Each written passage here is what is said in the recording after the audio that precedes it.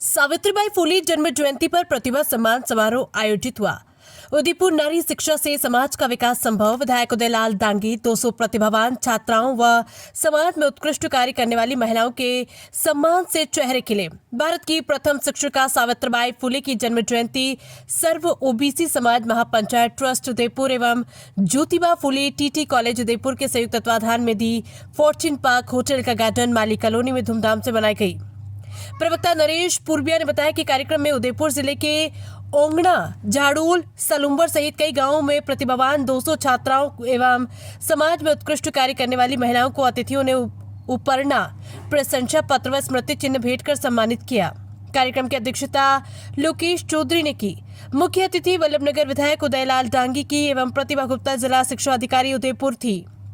विशिष्ट अतिथि शंकरलाल मालवी, सेवानिवृत्त एसडीएम, मोटिवेशनल स्पीकर नवनीत नागर, दिनेश चौधरी थे। मुख्य वक्ता भवरलाल गुर्जर, कुलाधिपति जनार्दन राय, नगर राजस्थान विद्यापीठ थे। सभी अतिथियों का स्वागत पगड़ी, उपरना व स्मृति चिन्ह भेंट कर शब्दों से स्वागत अध्यक्ष लोकेश चौधरी ने किया। संस्थापक दिनेश माली अपने उद्बोधन में बताया कि महात्मा ज्योतिबा फुले की प्रेरणा से सावित्रीबाई फुले 17 साल की आयु में 1 जनवरी 1848 पुणे के बीड़ेवाड़ा में भारत का पहला बालिका विद्यालय खोला, जिसमें मात्र 9 लड़कियां पढ़ने को तैयार हुई। 1851 में 3 और बालिका विद्यालय खोले। ज्योतिबा फुले का मकसद महिलाओं की दशा सुधारना एवं समाज में उन्हें पहचान दिलाना था। उस समय लड़कियों की शिक्षा अभिशाप मानी जाती थी। शिक्षिका सावित्रीबाई फुले स्कूल में पढ़ने जाते वक्त लोग गोबर व पत्थर फेंकते थे, जिससे वे स्कूल में जाकर साड़ी बदलकर बालिकाओं को पढ़ाती थी। गर्भवती विधवा उस समय आत्महत्या कर लेती या बच्चों को जन्म के बाद फेंक देती थी।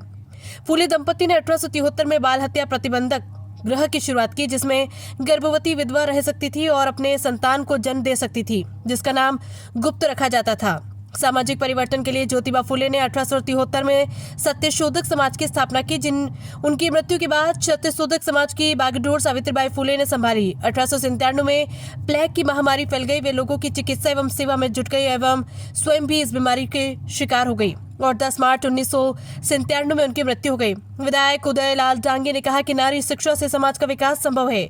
मोटिवेशनल स्पीकर नवनीत नागर ने कहा कि स्कूल शिक्षा में अच्छे अंक से नौकरी में सफलता नहीं मिलती, प्रतियोगी परीक्षा निरंतर और धैर्य के साथ तैयारी करने से मिलती है। कार्यक्रम में संस्थापक दिनेश माली सहित कई गणमान्य उपस्थित रहे। 9 वर्ष के बाल्यकाल में उनका विवाह हो गया था ज्योतिबा फुले से। ज्योतिबा फुले का मिशन दलित, पिछड़े और समाज में एक क्रांति लाने वाले और सामाजिक परिवर्तन के एक युग पुरुष थे। उनकी हमेशा यह चाह रहती थी कि जो अनपढ़ हैं, जो पढ़े। उन्होंने सबसे पहले 1847 में स्कूल खोला था और वो बच्चों का स्कूल खोला था, लेकिन समाज के तथाकथित जिसमें जो लोग थे उन्होंने कहा कि नारी को शिक्षा का अधिकार ही नहीं है और उनके स्कूल में तोड़फोड़ करके उनको बंद करा दिया। किसी ने ज्योतिबा फुले पिक्चर देखी तो उसमें देखा होगा। उसके बावजूद जब घर पे आके निराश हो गए तो माता सावित्रीबाई फुले ने उनको कहा, आपके मिशन को मैं पूरा करूंगी, मुझे आप पढ़ाओ। तो उन्होंने एक आम के पेड़ के नीचे माता सावित्रीबाई फुले, फातिमा शेख और सुगनाबाई 3 महिलाओं को 3 वर्ष तक पढ़ाया और 10वीं पास कराई।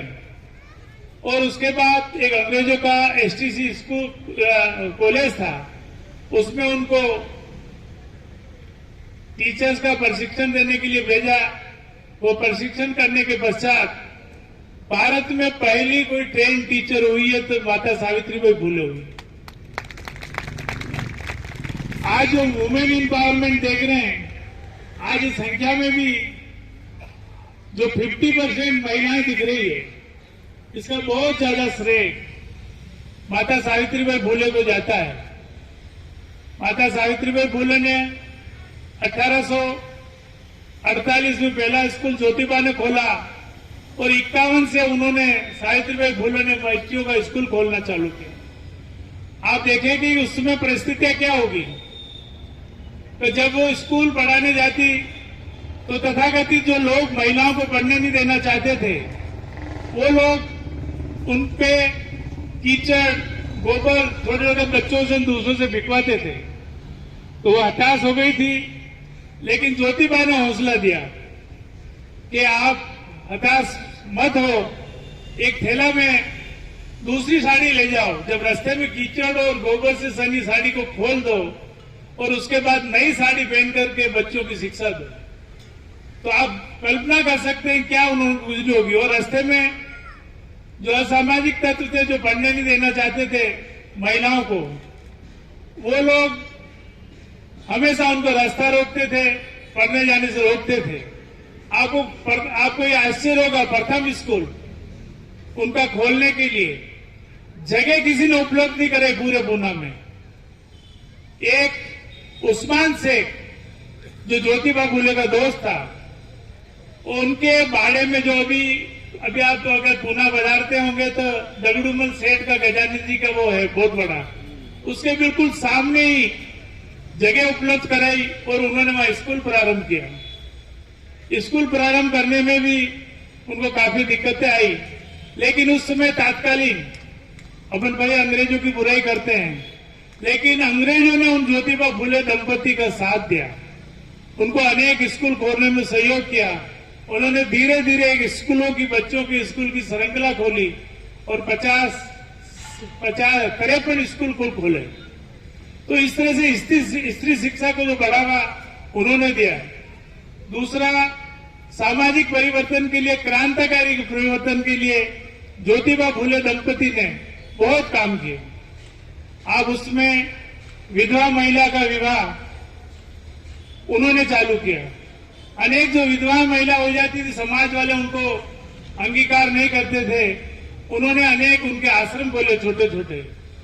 यहां तक कि बहुत से लोगों को, कुछ लोग अपने कुएं में पानी नहीं भरने देना चाहते थे।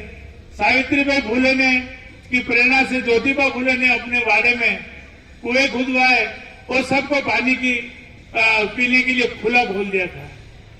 तो इस तरह से अनेक सेवा के प्रकल्प चला करके समाज सेवा और विशेषकर स्त्री सेवा में उन्होंने बहुत बड़ा एक योगदान आज कहें भारत में तो एक युग परिवर्तन का उद्देश्य था। ज्योतिबा फुले का देवानवास आप सोचेंगे, देखेंगे कि उनका 90 में देवानवास हो गया और 91 में बाबा साहब अम्बेडकर का जन्म हुआ। और बाबा साहब अम्बेडकर ने जो सबसे ज्यादा डिग्रियां इस भारत में किसी ने ली है, बाबा साहब अम्बेडकर ने ली। उन्होंने जो गुजर चुके, स्वर्गवास हो चुके ज्योतिबा फुले का साहित्य पढ़ा और साहित्य पढ़ करके उन्होंने, बाबा साहब अम्बेडकर ने उनको गुरु माना, ज्योतिबा फुले को। आज बाबा साहब का कोई गुरु है तो ज्योतिबा फुले थे। इतनी महान हस्ती ये दंपति थे।